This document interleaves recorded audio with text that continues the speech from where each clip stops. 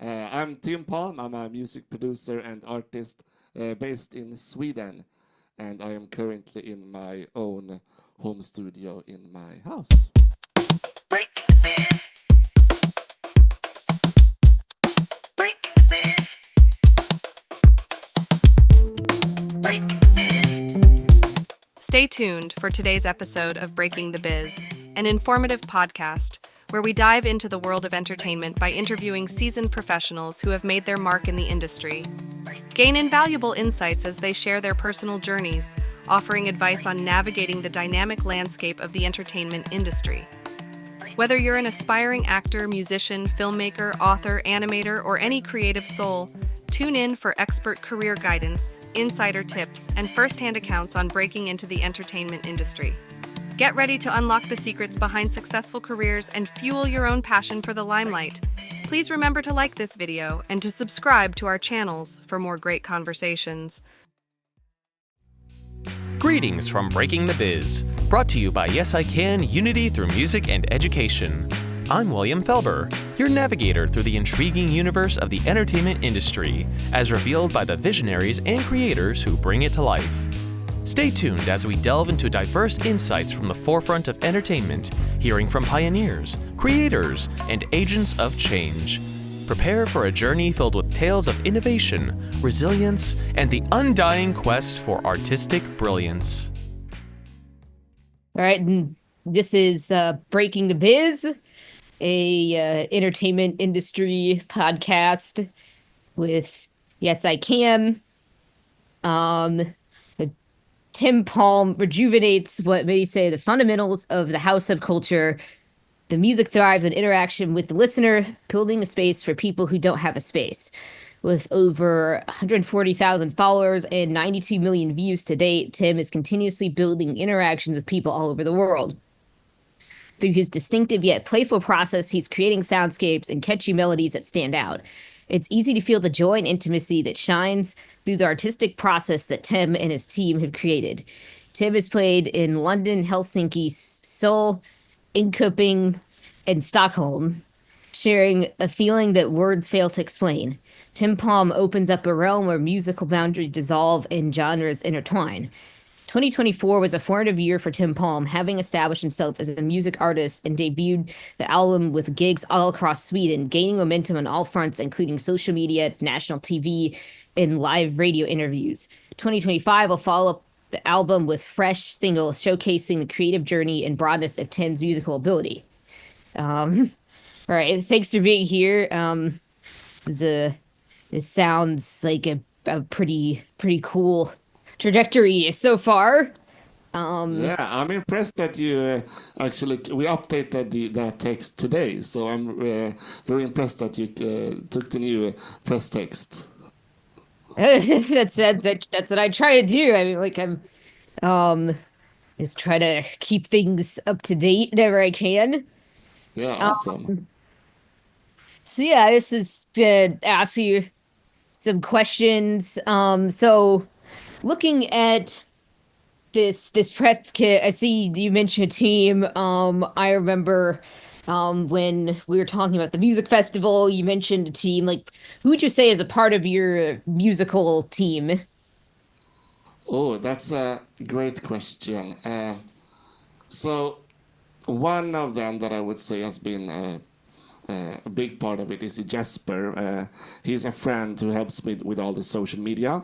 So similar that I have my passion in music, he has the passion for videography and taking photos. So I approached him 4 years ago and said, hey, I'm gonna get serious with social media. Do you wanna join this journey? And we started, exploring social media, and he did all the videos and I did the music, and together we have been on this journey for 4 years now. So he is definitely one of the team members. And then we have Sven, who has been a co-producer on the album and also a partner joining in the live shows. So he's a producer, but also is really good at piano and guitar. So in our live performance, I play the electronic beats, and he improvises guitar and keyboard, and then I record that on the fly, and together we build and improvise electronic soundscapes. So very similar to the jazz approach, but in the electronic world. And then we have the label, which is 2 people. It's a small independent label based in Stockholm that helped finance the album and is supporting me on this journey. So that is sort of the core team. And then we have people that have jumped in and helping design for the album cover and helping with promotion on different pieces. But those are the sort of core team that has been with me since the album project started, and some even before that. Yeah, definitely. Can't understate the importance of having that team to help with all the like little side aspects that people don't often think about when it comes to music, like all the promotional stuff. Like that can be a full-time job in and of itself. I think I saw Jasper on some of the videos I was looking at, the guitar player. And how would you describe your transition from doing music as a hobby to doing music as a profession? I am still in that transition, so I can only speak for that, but I think I started seeing myself professional when I started making money on it, was one aspect of it, but one was also when I could treat it as a job. I post regularly on social media. I make sure that I have a strategy when I'm releasing. I'm looking at the data as well. I am taking time to reply to emails, send emails, do gigs. So when I went over to not to do things even when I didn't have the energy and time to, because it needs to be done, that's when I started to treat it as a profession. But I'm still working part-time as an engineer to cover the now very expensive bills. But with that said, all my creative costs are covered by the creative income. So I sort of have those 2 separate budgets, so to speak, which is like bigger step than most dream of. So it feels like a very big step in that direction. So what kind of engineering are you doing? So I saw that you didn't major in music. Like I'm also studying engineering. I'm currently a grad student in electrical and computer engineering. Yes, so I have 2 masters, one in computer science and math, and the one in teaching those same subjects. That's pretty cool. Also, and you like didn't major in music. Do you think it makes sense for like, anybody to major in music at all? Oh, first off, I am not a study counselor or anything, so take all my advice with a pinch of salt when it comes to this, especially as I haven't studied the music masters. But from talking to other people and when I was thinking about it myself, the main reason to study music from my personal perspective is to get time to fully commit and try to do music. In Sweden, you can take a very good loan to survive, and studying is free. So in Sweden, if you take 3-year studies in music, you get 3 years to get basic income to survive, and you can also fully commit those 3 years to try the waters in music. And for me, I sort of get the same opportunity by having a part-time job that covers, those economics, and then I can spend my time fully committing in music during the other part. But that also depends on, I have a network of people in music, and I have very easy to learn, so I haven't really needed a teacher to deep dive. I've read a lot of manuals myself, so I think it also depends on your style of teaching and learning.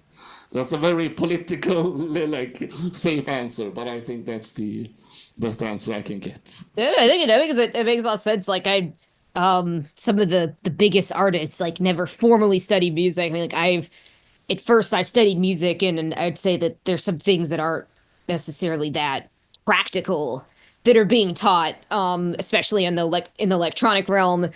Um, and I'm also definitely envious of the free school because I have a lot of student loans, having grown up and studied in the U.S.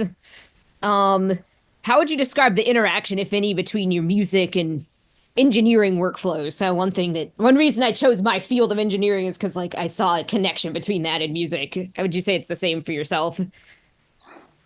It can be, and it definitely has been. I am currently in the middle of transitioning jobs, so I'm not sure where I'm going now, but the job that I have had has been a music tech company. Uh, and my job has been user research. So my role has sort of been the user's voice in the company. So I have talked with users that use the platform to make music and then translated those needs into engineering needs. And so my job has been very much in the intersect of communication, engineering, and music. Uh, but that isn't necessarily, depending on what job I will get now, it might be more or less in the music realm.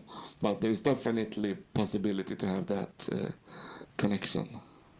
And it's pretty cool. Sometimes it's apparent when you don't have artists on team for some of these products. So I think that it's pretty cool that you are able to contribute that. Um, how important would you say it is to have like the arts in schools, have things like general music class? Oh, I think it's super important. Once again, I can only speak from personal perspective and not on, political or a perspective about, I haven't read studies on people's health and stuff like that. But for me personally, uh, getting the opportunity to explore music and find venues to try creating and see what that world is has been great. Uh, but for me, I am pretty confident that I would have, like my parents put me in a choir when I was like 2 years old. I would have researched and figured out music, like no matter what. And my connections and musical friends haven't been from that type of school. It has been on after school music activities and those kind of extracurricular things. In Sweden, is there like a are there like music classes like in public schools? Yeah, so there is music classes uh, in like normal school, yes, and then you can also um, there are like schools for after school time where you can go and take singing lessons for 20 minutes every week, or be in a band 40 minutes every week, and stuff like that. And that's where I got most of my musical connections. So I got I was in a cover band there, and I was taking singing lessons, and also I was taking drumming lessons, and my teacher was actually one of the first people in Sweden to import drums, like electronic drums from Germany to Sweden. So during those lessons in my like early teens, we started exploring all types of drum machines. And instead of him teaching me about how to play all those paradiddles and all those rudiments, he taught me about all kinds of cables and connecting MIDI and all the technical aspects. So I really so use the value of having a digitally talented teacher. That sounds pretty neat. Like it's just like yeah, I would say my background, it was my teachers were very low tech and it was frustrating. It just so yeah, that's pretty cool that you're able to have that opportunity. Like, what role do you see electronic music playing in music education in general? Um, I think electronic music is another way of expression. I think that the computer can be an instrument. However, I don't think that we should compete. I think there is need for an openness on both sides. I don't think people that, play classical guitar should be, oh, computer is not an instrument. But in the same way, I don't think people that have the computer as an instrument should be, oh, playing classical piano is not what you hear on radio right now. So that's not a real thing either. I think it's my view on creativity is that creativity fosters more creativity, and the most important thing is for everyone to sort of see what the other one brings to the table and see, what are the similarities, what are the connections here, what are we both trying to achieve with music, and then people have different outlets to what I believe are sort of the same end goal of expression. That sounds like a pretty balanced way to see it. It's this, yes, it's yeah, they yeah, in our world today, it's like there's so many different things going on. I guess there's so many options. Um, what would you like? What do you think of the emerging role of AI in music? I think this is a tricky one. I think first of all, I think this goes back to the what I just said, that we shouldn't have things compete against each other. Similar to computer versus piano, or similar. I think AI in music is another way of expressing yourself, and also I think they're just saying AI in music is a very narrow way of thinking about it, because AI in music can be so many things. I know a startup that is working on an AI to export stems named correctly, organized after BPM and color, so that you are, when you're sending files to other engineers, you can just press bounce and the other engineer will have a fully organized, and that is just time saving. And there could be other similar, prompting in music where you say, "Hey, I need a majestic string arrangement that accompanies this beat that I have." And there is also AI synths that when you import one sample, the AI learns what that sample is and gives you a playable instrument that is actually not a sample but a synth.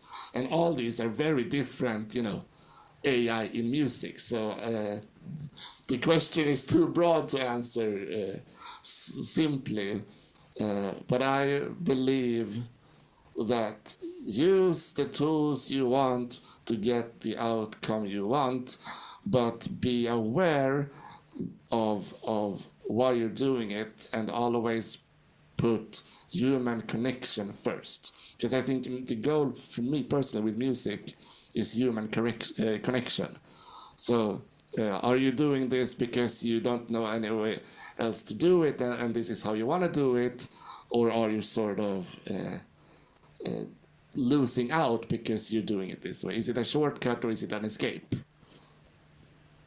Yeah, it makes a lot of sense. I think that kind of like the unique perspective that we would have is having studied some of the actual like some of what it would take to actually like come up with these types of products is like I think that we realize like it's not just like oh like it's just the AI is coming to steal artists' music. Like there's so many things that we could do with it.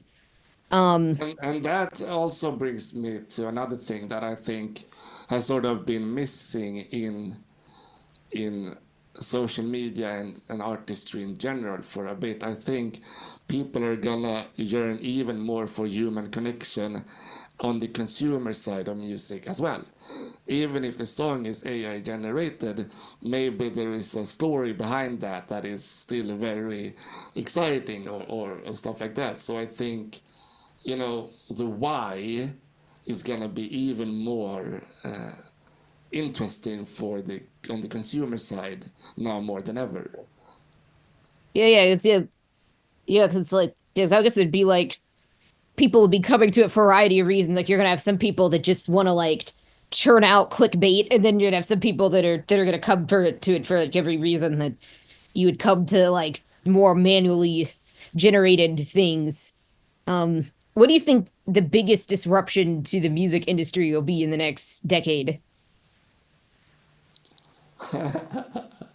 The biggest disruption. I need to think a bit on this one. It's a tricky one. The biggest disruption. I think the never-ending question of economics in creative art will continue to be never-ending. Like I think that's something that is always gonna be a topic. Like the economics in putting value on creativity is such a difficult thing. And I think that's going to continue to be a difficult thing. And that is not the biggest disruption, but also, I think everything with money is the trickiest thing. Will people go to clubs? Will people go to parties? Will the venues afford to stay up? And how do we make sure that we have venues in all the levels? We can't only have, the bars that you play for 2 beers and the festivals where you need to be a super established artist. You need to have all the levels of venues, and I think that is being, like with the economics that they are right now, I think that's being trickier and trickier. And also with more and more people aiming for, me included, aiming for social media numbers to get into the musical business, you will have less experience performing live. You will go from 0 to 100,000 followers over a few years, but you have never been on stage because your audience finds you online, and then you're going to be on stage and you don't even know how in-ear monitoring works or how to play together with others and stuff like that. So I think just the gap between online and in real life is going to be bigger, and I think that's going to could be problematic. But this is also a question that is a lot of, I'm not a pro in economics and stuff like that, but these are my thoughts.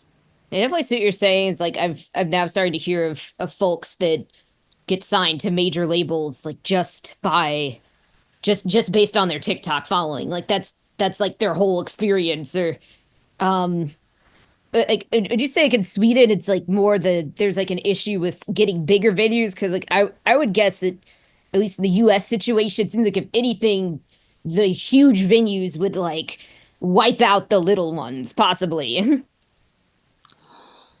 Um, it's tricky. I feel like I still haven't gotten into uh, to the music scene in Sweden in that way. I have played gigs with companies, and I have played some small festivals, and I have played at some bars. But I'm still a bit on the outside of the music industry in Sweden.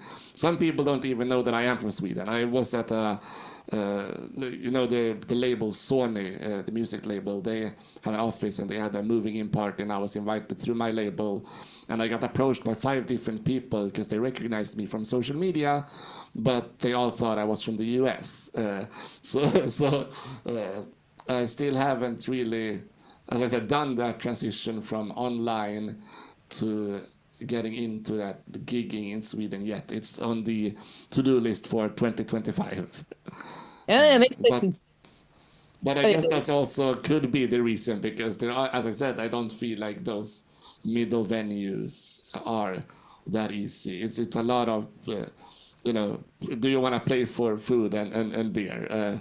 And I feel like I am above that, but I am under, playing the Avicii Arena and the biggest venues. So finding that middle gap and also the balance of uh, respecting your own value and saying no to those gigs that aren't valuable, but also playing because playing is fun. And that's a balance that I'm still working on figuring out. That makes sense. It's like so many people want to pay for exposure, Yeah. which that could be, yeah, that could definitely that could be tough to deal with, especially like the more you have to do to actually physically get yourself there. And uh, yeah, also like I'm thinking of the social media thing, like Yeah, I it's hard to explain that, well, I don't need the exposure in that way because I reached 10 million accounts on my social media in the last 30 days. Now I want the money and I want to play and get the interaction. Yeah, that makes sense. Yeah, yeah. It's like yeah, and then I think there's also like a certain American dominance to social media is like it's I guess to where people can assume that everybody's from the US on Yeah. some of these bigger platforms. Like, who do you consider to be your target audience?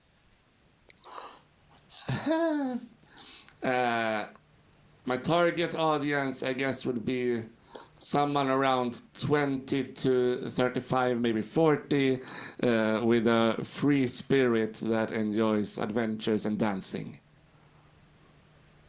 Yeah, it's like I guess I belong to your target audience except for the dancing part. What would be your ultimate dream collaboration? Oh, oh, that's a tricky one. Um, I have always been very inspired by Swedish House Mafia. Uh, like they were one of the acts that made me get into electronic music. So that would definitely be a cool one. Lately, I've been really inspired by Fred again as well. I feel like we have a similar view on music and creativity. So I think that would also be really cool. And then also, if you want to get a little throwball, a curveball, Ed Sheeran has been one of my favorite artists for a long time, especially also with the live looping and performance setup. I feel like we could do really cool stuff together. If you could instantly make one piece of music technology appear, what would it be and why? Oh, uh, can you repeat the question again? If you could instantly make one piece of music technology appear, what would it be and why? Any piece? Oh shit, this is an interesting question. Uh, So first, I'm gonna give you the cop-out answer, which is the instrument we already built, because I could ask this back in 2018, and then we built a wireless loop machine controlling Ableton, so that I can uh, loop. I have the loop buttons on my chair, my wirelessly controlling Ableton, so that I can press start and stop recording while I'm playing the instrument. Because that was the main problem I had, that I couldn't press multiple buttons at the same time. So the answer a few years back would have been a wireless loop controller, but that already is solved. Uh, so I guess now. Um, it's a really good question. I think. What if there was a synth that could create the sound that you were thinking of directly? So you could imagine the sound, you have the sound, but you can also hear it before you played it, so you know that the volume and everything is correct. but everything is done in such a quick way that you can do it live. You wouldn't have to risk tweaking the resonance too high so you destroy the ears of the audience and stuff like that. So some sort of very unlimited synth that enables you to do all the synths live, because I feel like that is the balance that I'm working on right now, making sure that you always know what sound you get when you are picking a new bass sound when improvising live, but you also want to have not have the same five bass sounds the entire show. So somewhere of having more creativity and more exploration in a live setting. So this be like some, are you imagining it'd be some type of monitor, or like would it be like a brain computer interface? Oh, I don't know. The the quickest way, the most simple way, in which way that is, I don't know yet. I tend to if I get asked questions like this, I tend to focus on what I want, not how to do it. And then someone else can figure out how to do it. And I think, especially when asking about, create whatever you want, it's more fun to think about the problem space rather than how to solve it. No, that So, makes sense, because like there can be some things that just they sound like they'd be easy, but then from yeah. like a software or hardware standpoint, it's actually very frustrating to implement. And you run, So, I guess, as it's just like sometimes you're surprised by like the very unsexy bugs you run into. so if we want to figure out that, I think we need an hour, another meeting, and maybe a team and and some budget. Probably 100 people. And Oh, uh, what would you say that's are your home studio must-haves? I see you're sitting in your home studio right now, I would guess. uh, must-haves. I guess the boring answer is speakers, microphone, computer, uh, headset also are the must-haves, um, and then a good vibe. A good vibe is sort of when you have the essentials. You have the microphone, you have the computer, you have some sort of speakers. The best thing you can have is a good vibe in the studio. That will make everyone perform their best. So if you want a singer to record the vocals, if that singer is comfortable and feel inspired and feel excited, you're gonna get a much better take than if the person feels a bit cold and a bit bored. Then they're not gonna deliver as good. And same thing when producing. If you don't feel inspired and you feel in the moment, you're not gonna make as good beats. And then the technology exists to if you get some noise in the background, you can remove that. If you have some, the volume is a bit low, you can change that. Or it's a bit too little frequency, you can EQ that. So there is so much technology to save a bad recording, but there is no technology that can give human feeling. So when you have the essentials, a good vibe, and how you get that good vibe, that is totally up to you, right? So it could be a couch, it could be lighting, it could be a bar, it could be, whatever. But be comfortable in the space you're creating, and you're gonna get much better results. It actually makes a lot of sense. Yeah, the interpersonal dynamics and all that's definitely important. Is like I've often described the experience of playing in a band or playing a quartet is like it's basically like a marriage.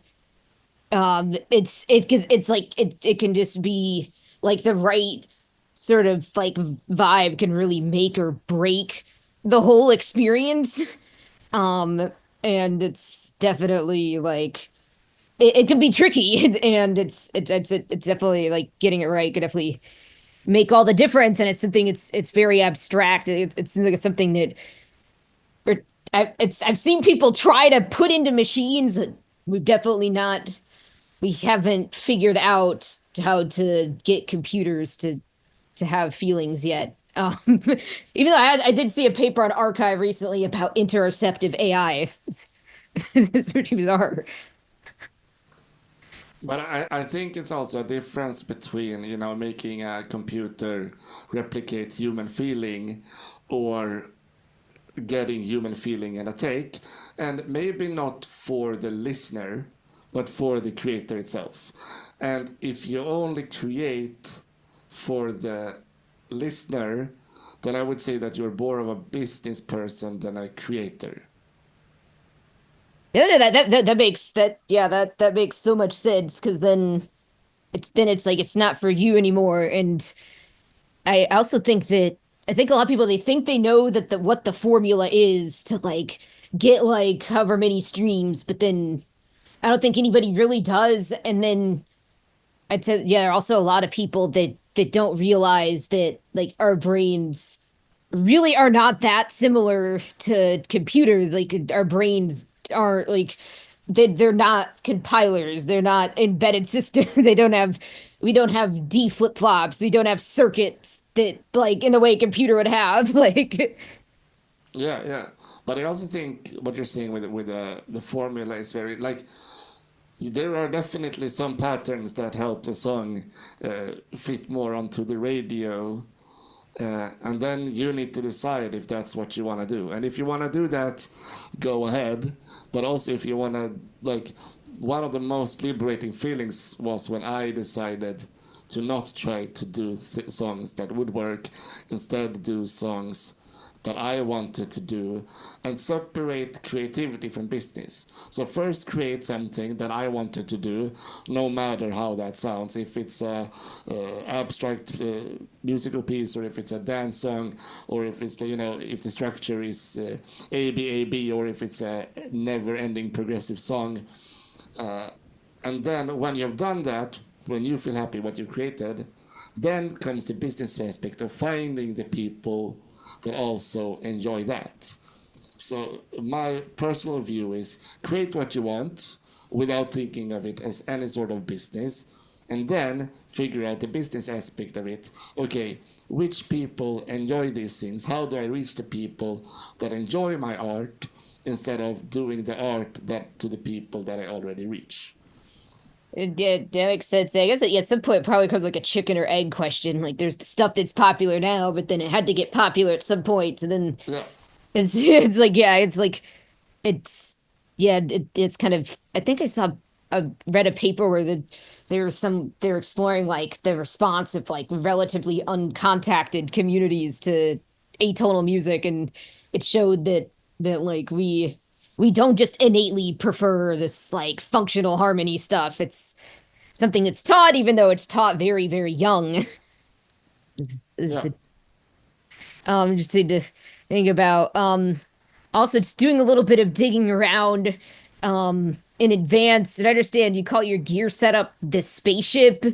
Would you send your music to outer space? And if so, what would you send from your body of work? So first, I I don't know how I'm ever gonna get rid of that name. I called it the spaceship like when I was a young teenager in some interview, and then it just blew out of proportion. And I wasn't even the one who named it the spaceship. There was someone else who saw a lot of buttons at a gig and said, "Oh, that looks like a spaceship," and I went with it. And now I've seen like 10 other people also calling their studio the spaceship. So now I'm trying to get away from that, but I don't think I ever will. Just a side note. And would I send my music to space? I guess my answer is I don't really care. Like, sure, but what would it do out there? Like, and honestly, I've already done that. I bounced my voice to the moon and back with a radio signal at a tech event in 2018. And did a song during my old artist name called To the Moon and Back. So I guess already done that. Yeah, that's very cool. Yeah, I guess oddly enough, I've also done this. I think it was I played I think it was for I played on a trailer for Interstellar. I played viola, and it was they told us it was gonna get sent somewhere. So I don't know. And I guess there's some maybe some some microbe one day will hear one of us. Um, some bacteria we haven't discovered yet, or whatever bacteria we put on Mars. Um, I guess kind of I guess on the topic of these like storage and listening mediums, would you say, and I know you said that you don't think there should be a competition between these, like these more low tech and these more high tech um ways of doing music. Um, how important would you say the preservation of analog audio is? As I've seen a lot of folks that say, like, they would just like swear by like keeping tapes and keeping like vinyl, etc. Oh, this is a tricky one. So we mixed the entire album in a studio in Gothenburg in Sweden. And in that studio currently is the same mixing table that Michael Jackson used, or the engineer of Michael Jackson used. So it's like a 4 million Swedish krona mixing table, and then we used all analog gear to mix the album. But then after we mixed it there, we still did final tweaks in the box after that. So we got all those nice compressors and stuff, and then we fine-tuned the volume levels of the kick and stuff after that, in between the songs to get a balanced thing anyway. But we definitely felt that there was a different. We did a few songs mixed in the box and in the analog gear, and we felt that there was a warmth, or there was something in that analog mix that we liked.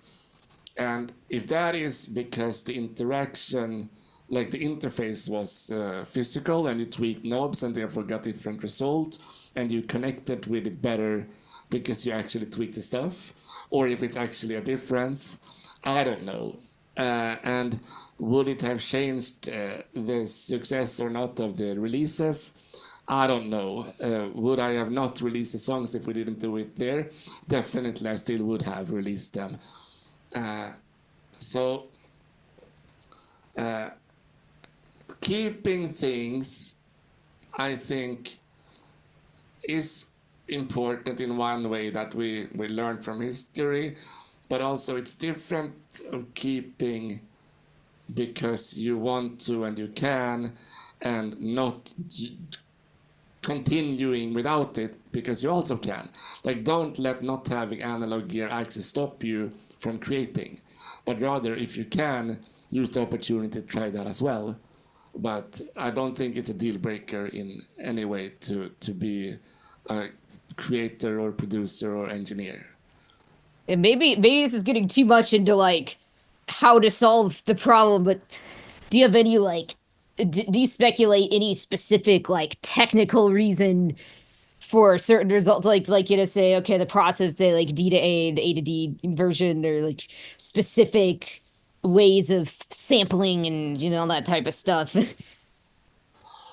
I think 99.9% of the people that listen won't know, won't care, and won't bother. But if you want to if you think it's fun, if you feel like there's a difference for you, do what you want. And when it comes to like technical stuff, like converters and stuff, I don't think that is, you won't hear the difference in any reasonable way anywhere, really. So, like, have fun, and how you have fun, that's up to you. That's a very non-technical answer to the question, but I think It makes sense. I think there's a bit of placebo effect going on sometimes. Like, I have this professor who, actually, he wasn't my professor. I just stopped by his office one time. He claimed that he could hear the difference between like 192K sample rate and like 48K. I'm just like, dude, come on. Like, I don't buy it. Like, but if he could, that's fun for him, right? And if he enjoys listening to that and creating in that way, or fun for him. I don't think like art and creativity, and especially both on listening as well, do it in the way that you get pleasure from doing it. And who am I to say, oh no, I don't believe you can hear the difference. You don't need to listen in 48. And that will make that person's day a little bit worse, because if because there's also studies saying that placebo works, right? So if placebo works, who am I to say that this person doesn't actually feel better listening to high bitrate music? Yeah, I guess that makes sense. Yeah, maybe. I mean, I guess there's always like ways that we're like kind of dismissing maybe the way certain outliers can hear things. I guess there's a reason randomized like double blind studies or things because it's significant enough. How what But would you say your approach is to like sampling, not the like, like actually like getting, like a 44,100 floating point numbers out of your like recording a second, but more like, let's say, oh, I'm gonna, sampling in the sense of, well, I guess it's kind of similar, like, oh, I'm gonna record this truck backing up or take a little snippet of this song and put it in my own music. uh, so first thing, as I think I touched upon this before, the idea over the quality, always. Yeah. If you are in a really bad place but you hear something really cool, record it and do what you can with it and create the idea, even if it's not ideal. So that's the first thing. I have a sample and a song I'm working on, which is actually recording from a live microphone, and you can hear all the bass, all the rumble, all the audience in that. And I just EQ'd out the bass as good as I could, and then I put it in the song looped. And in the context, you can't hear all that rumble. But me 5 years ago would not use that sample because it wasn't perfect. But I believe that the idea comes over like before the quality in sampling. And then the other aspect that I'm really, really into is capturing the human touch in performance. Like I can come up with melodies. I can go do do do do do do do do do do, and that's nice, and it's a melody that could work. But if I were to improvise over a chord progression, that's not the melody I would play. I would play something different, and that would maybe be a bit out of rhythm, and it would be, but it would be the most human way, because it just comes from me fully in the moment, and capturing those moments is sort of what I live for. So I want to, for the album, me and Sven, the co-producer, went into a studio. For every song idea we had, we improvised for 10 to 15 minutes, multi-tracked everything, and took all the pieces that we liked and chopped them up and reorganized them into a song format, because we wanted to have that human improvisation as the sort of core aspect of the song.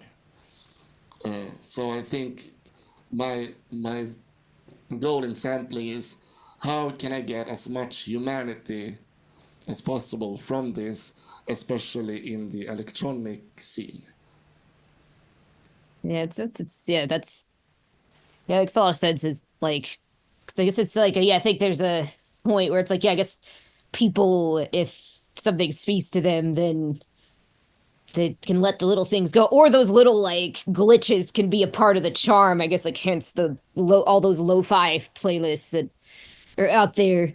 I guess kind of thinking at a different, I guess they're a more expansive form of human touch. Like how much potential do you see in the musical application of biosignals, especially like outside of the voice? I am not entirely sure I understand what you mean, honestly. A biosignal, like for instance, I've seen a few startups claiming to sell like it's like direct to consumer, even though they're pretty noisy at this point, and kind of like I guess, like somewhat lowbrow, these, like, let's say a direct-to-consumer, like, EG based mid controller, EG based synth, or something along those lines, or something where you can like use different body parts in unconventional ways to get some Yeah. music out of it, basically. Yeah, no, I've been at music tech festivals as well, where they have used similar tech to create music, and I've seen people create music from data of cities, using traffic data, and I've seen like people create art pieces from all types of data, and I think what you do with the data is more important than the data you use. And I think there is musicality in everything, and I think you can find it if you want to.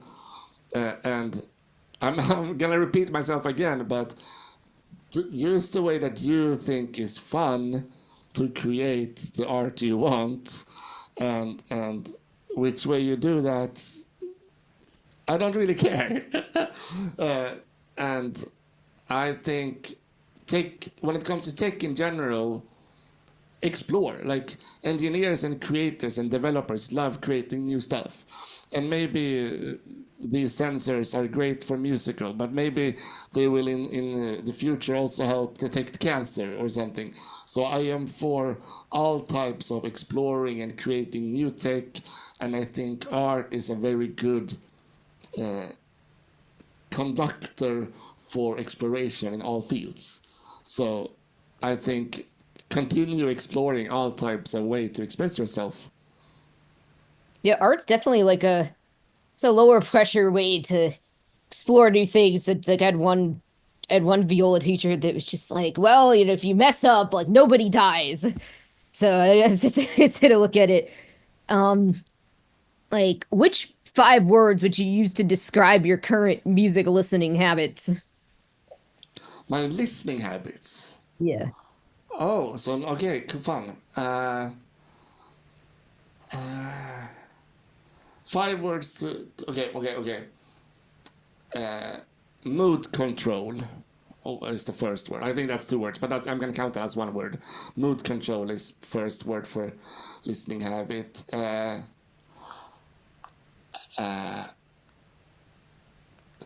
Time filling.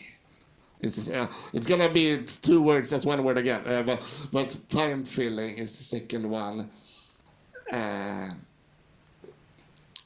Loneliness erasement, another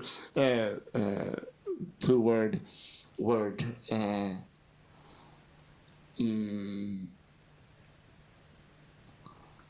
Creativity chasing, the fourth one, and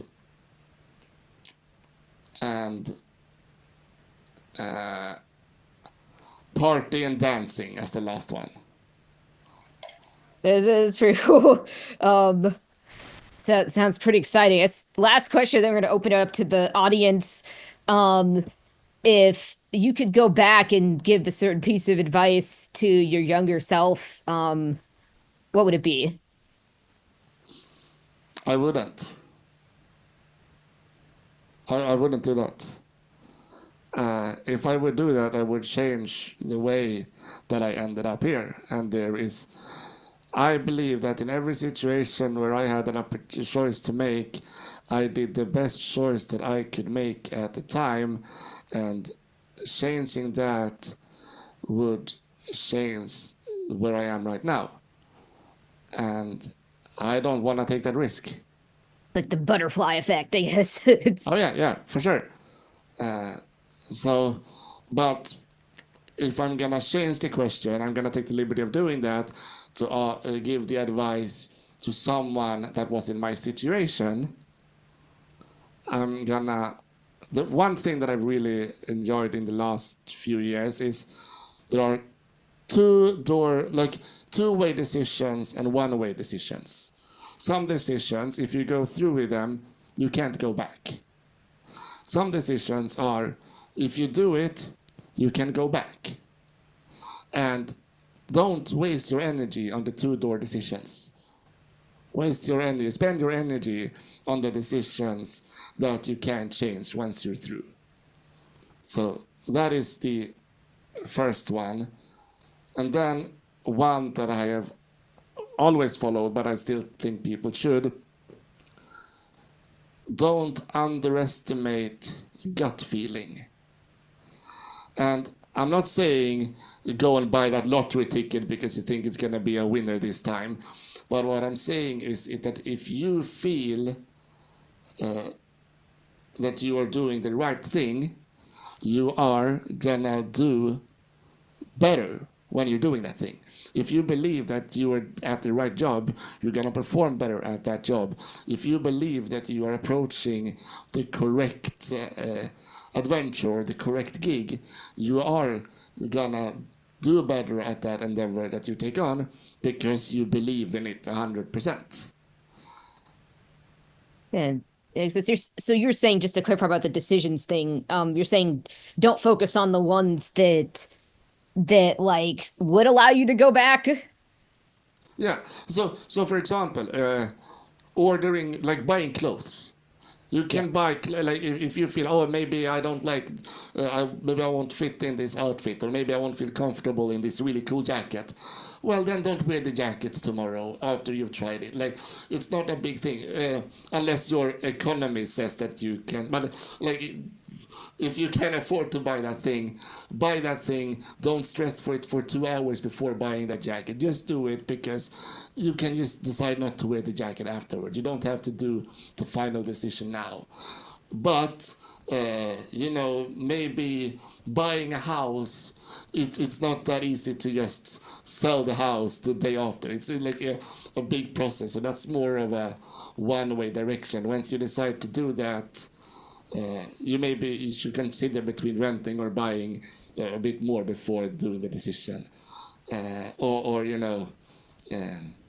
doing some sort of interview, maybe you should consider a bit more, because once an interview is live, you can't really remove it from the internet, So think about where you spend your energy so that you spend it the right way, because I think decision fatigue definitely is a thing. That makes a lot of sense. I was going to open it up to some audience questions. All right, Presley. Tim, I'd just like to ask you, have you ever wanted to compose music for film and TV in the near future? Sure.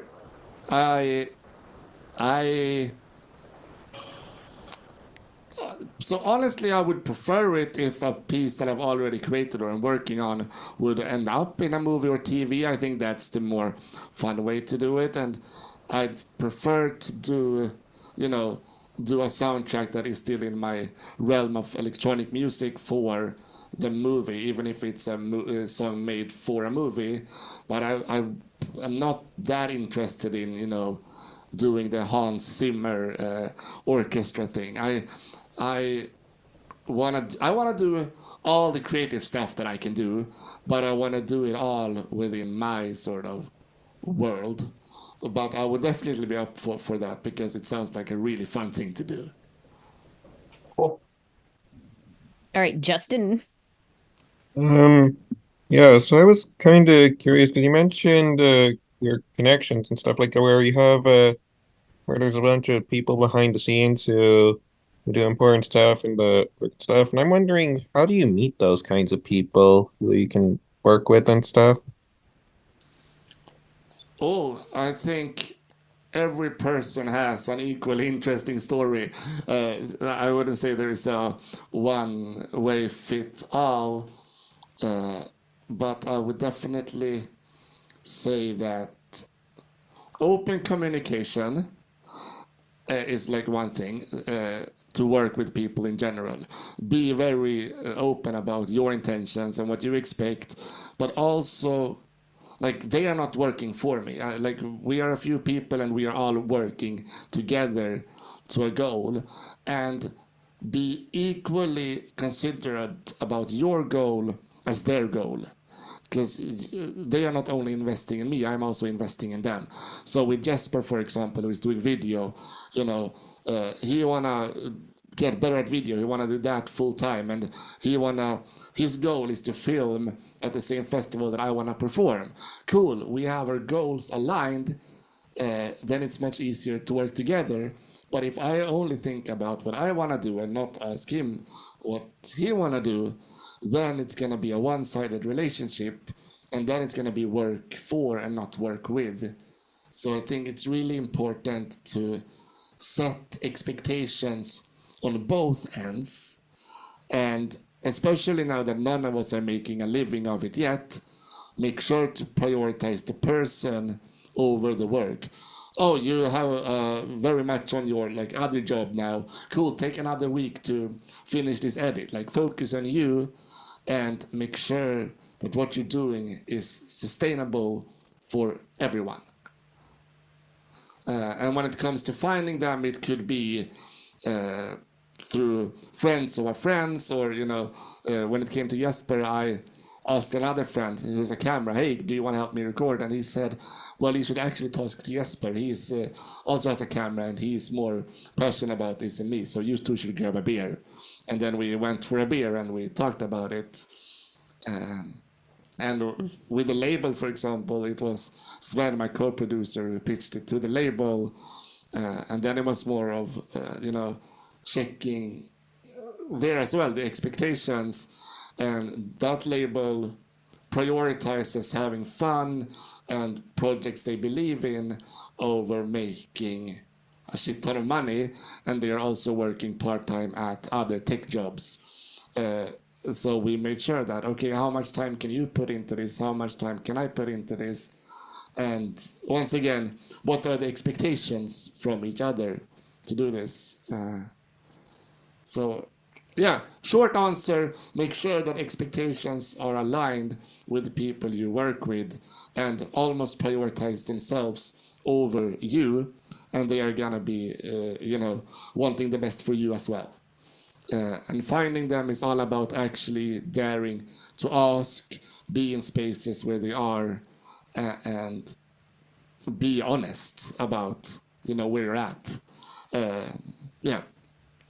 Does that sort of answer the question? Yeah, I think so. Yeah, it does. Thanks. Andy? Thanks for sharing all that, Tim. Really insightful to hear about the way you communicate with your team and work together. I think that's really inspiring. I wanted to ask just a really quick question. Favorite drum synth plugin of all time? I think I'm gonna... all time. I'm actually gonna answer a new one, and this one isn't only for drums, but it's a really fun one. It's called Life by XLN Audio. It's a Swedish company, and they have created a two setup concept. So you have a recorder on your app, and then you have the actual drum machine sequencer in the computer.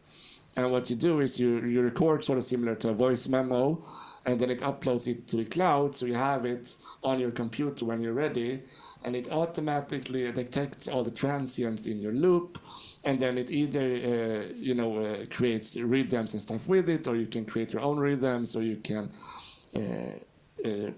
generate patterns, create your own patterns, you can tweak the pitch, you can tweak the formatting of everything, and you can either do it with harmonics, so it won't change the notes. So you could sample a piano, and if you only play notes in the right key, then it gives you really cool melodic patterns. Or you can have it on drum mode, so it automatically pitches some of the notes down to get a more of a kick drum sound. And wow, that plugin is just really, really fun, really, really creative, and I think it has a really fun balance of fun, creativity, AI, but also letting you actually be the decision maker of the end result. that's really cool. I'm gonna check that out right now. Yeah, do it. All right, so I guess that will conclude our questions. Tim, thanks so much for doing this.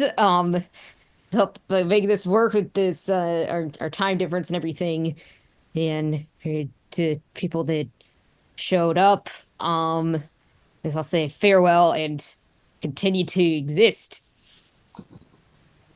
Will do. And also, I sent over, I think you have links to a few live performance videos that we didn't watch now, which is totally fine. But if you can share them in the, with the meeting, or links to Instagram and YouTube as well after, so you can check out what I do, because I think seeing the live performance or hearing some of the music might give some more context into the things I talked about as well, if you don't know who I am and what I do.